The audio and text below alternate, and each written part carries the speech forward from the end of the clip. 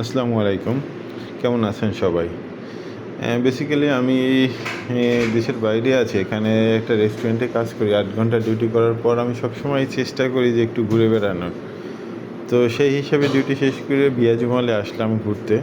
এখানে বিয়াজু মল একটা basically market. মার্কেটটার লোকেশনটা এত সুন্দর অ্যাজ লাইক পার্কের মতো, যা আসলে অবিশ্বাস্য। বাংলাদেশে এগুলো আসলে কল্পনা করাই যায় না, এত সুন্দর এই জায়গাটা। এখানে সব অরিজিনাল প্রোডাক্ট পাওয়া যায়। প্রোডাক্টগুলো খুবই অরিজিনাল, অথেন্টিক।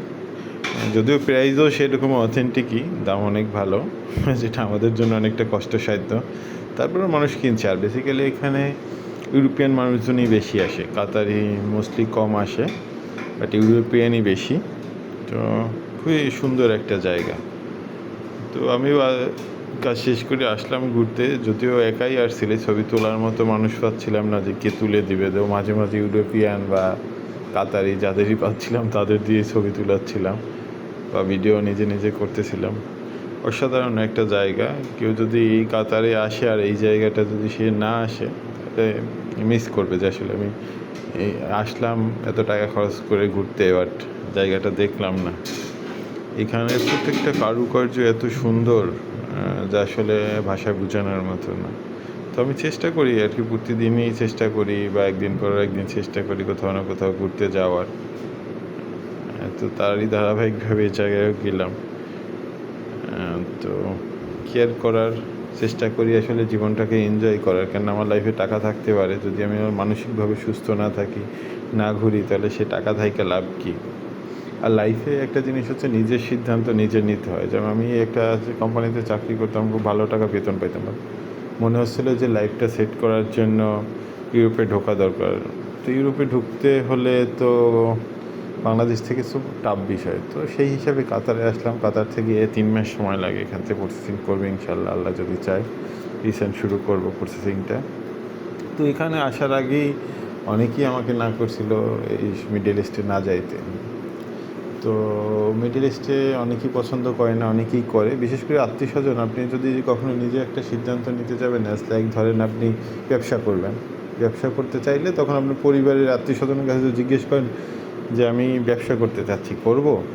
তারা ফার্স্টেই বলবেন না, ব্যবসা করিস না, ব্যবসায় লস। আসলে যে ব্যবসা লস বলছে সেই কিন্তু ব্যবসায়ী। আসলে আপনার আত্মীয়স্বজন চায় না যে আসলে আপনি বড় হন। আপনি যদি বড় হন তাহলে তো তার সাথে টেক্কা দিতে পারবেন না, যে বাংলা ভাষায় যেটাকে বলে।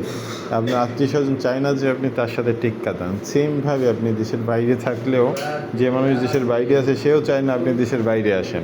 কারণ হচ্ছে দেশের বাইরে আসলে আপনিও তো টাকা পয়সার মানুষ হয়ে যাবেন, মালিক হয়ে যাবেন। টাকা পয়সার মালিক হয়ে গেলে তখন তো আপনি তার সাথে টেক্কা দেবেন। সে আপনি দেশের বাইরে আসবেন বললেই সে বলবে না হয় দেশের বাইরে কাজ নাই, আসিস না, আমি খুব কষ্টে আছি। ভাই, আপনি যদি কষ্টেই থাকেন তাহলে আপনি ওখানে আছেন কেন? আপনি দেশে চলে আসেন। কিন্তু আপনি যখন বলবেন যে আমি দেশের বাইরে আসব, তখন সে আপনাকে বলবে ভাই তুই আসিস না, কাজ নাই। অথচ সে কিন্তু আছে। এই হচ্ছে প্রেক্ষাপট। আমি মনে করি আপনি কখনো যদি কিছু করতে চান, নিজের সিদ্ধান্ত নিজে নেন। কাউকে জানাবেনও না আপনি ব্যবসা করতে চাচ্ছেন। আপনি জাস্টিফাই করেন যে আসলে আমি ব্যবসা করব, ওই ব্যবসাটা কেমন হবে নিজেরটা নিজে জাস্টিফাই করেন, নিজের টাকা অ্যারেঞ্জ করেন, নিজে ব্যবসা করেন। কিন্তু কারোর কাছে জিজ্ঞেস করেন না যে এটা করবো। কেননা সে আপনাকে কখনোই সদ্বুদ্ধি দেবে না। কারণ হচ্ছে আপনি তো তার সাথে টেক্কা নেবেন। এটা তো বাঙালিদের স্বভাব।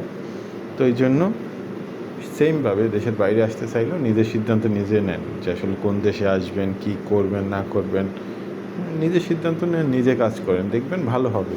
আর যদি আপনি কারো বুদ্ধি নেন, 5 জন 5 রকম কথা বলবে, আপনি সিদ্ধান্তহীনতায় ভুগবেন, মাথা নষ্ট হয়ে যাবে, মাথা হ্যাং হয়ে যাবে। এই জন্য আমার কাছে মনে হয় আমি যেমন নিজের সিদ্ধান্ত সবসময় নিজে নিয়ে থাকি, সেমভাবে আপনার সিদ্ধান্ত আপনি নেন, ভালো হবে। আমি সিদ্ধান্ত নিয়েছি, আমি ভালো আছি আল্লাহর রহমতে। এখানে ওয়েটার হিসেবে আছি, খুব ভালো আছি। এবং আল্লাহর রহমতে এখান থেকে ভিসা প্রসেসিং শুরু করবো রিসেন্ট। এখান থেকে আল্লাহ চাইলে স্পেন অথবা কানাডা ঢুকবো, প্ল্যান আছে। এখান থেকে 3 মাসে ভিসা প্রসেসিং শুরু করা যায়। তো দেখি আল্লাহ কী করে আর কি। দোয়া করবেন সবাই আমার জন্য। ভালো থাকবেন। আসসালামু আলাইকুম।